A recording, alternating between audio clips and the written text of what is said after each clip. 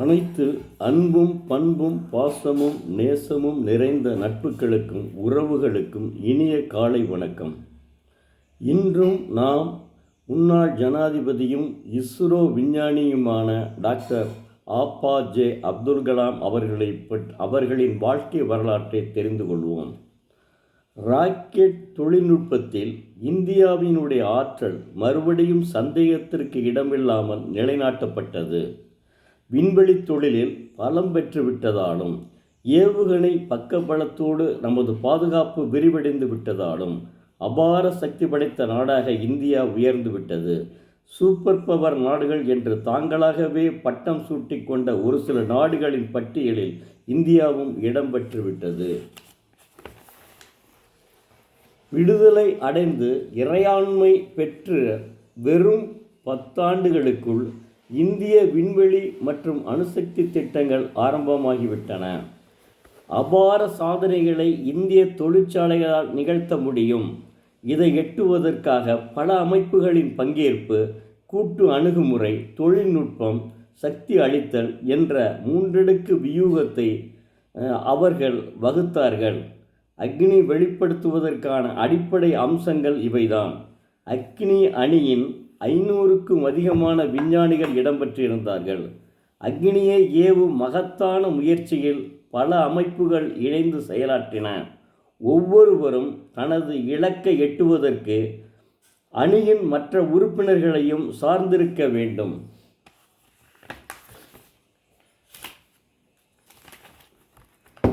ஈடுபாடு, பங்கேற்பு, பொறுப்புணர்வு, இந்த 3 அம்சங்கள் தான் செயல் திட்டத்தினுடைய தாரக மந்திரங்கள்.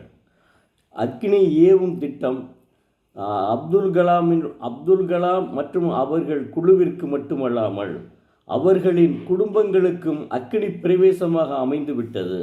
மின்சாதன ஒருங்கிணைப்பு குழுவின் தலைவராக பணியாற்றிய VR நாகராஜன் ஒரு அற்புதமான தொழில்நுட்ப வல்லுனர். பசி நோக்காமல், கண் துஞ்சாமல், கருமமே கண்ணாக பாடுபடும் செயல் வீரர். 1989 ஏப்ரல் 20 அக்னியை ஏவுவதற்காக நாள் குறிப்பிடப்பட்டுள்ளது. இதுவரை எப்போதுமே நிகழ்ந்திராத ஒரு புதிய சாதனையாக இது அமையப்போகிறது.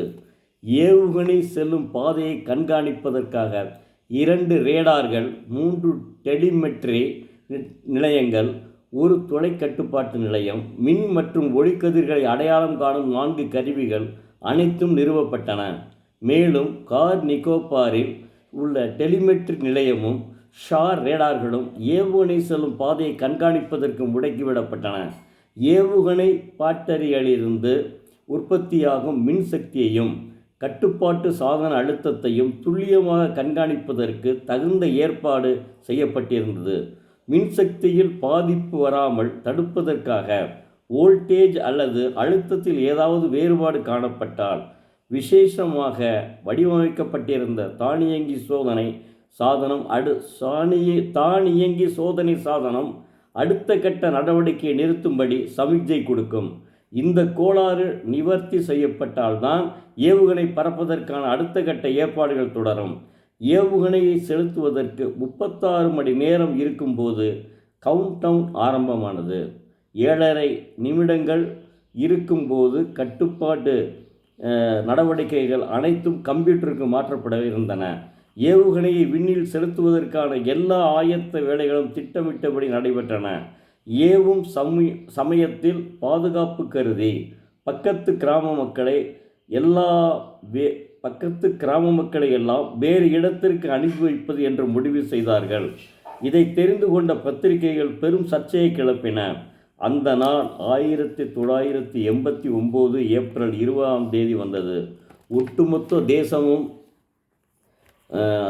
டாக்டர் அப்துல் கலாம் அவர்களையும் அவரது குழுக்களையும் கவனித்து கொண்டிருந்தது. ஏவுகணை பரிசோதனை முயற்சியை எப்படியாவது தடுத்து நிறுத்திட வெளிநாட்டு சக்திகள் நிர்பந்தம் செய்தன. டாக்டர் அப்துல் கலாம் குழுவினருக்கு பக்கத்துணையாக உறுதுணையாக நின்ற இந்திய அரசு அவர்களது முயற்சியை மழுங்கடிக்கக்கூடிய எந்த நடவடிக்கையாக இருந்தாலும் அதை முறியடித்தது. மேலும் நாம் நாளை டாக்டர் ஆப்பாஜே அப்துல் கலாம் அவர்களுடைய வாழ்க்கை வரலாறை பார்ப்போம். அன்பு உள்ளங்களே, தயவுசெய்து தினமும் ஒரு திருக்குறள் படியுங்கள். அதனை தங்கள் வாழ்க்கையில் கடைப்பிடியுங்கள். நிச்சயமாக தங்கள் வாழ்வில் முன்னேற்றம் ஏற்படும். என் முப்பாட்டன், நான் சொல்லவில்லை, என் முப்பாட்டனார் தெய்வப்புலவர் திருவள்ளுவர் சொல்லுகிறார். அதை கடைப்பிடியுங்கள். நன்றி.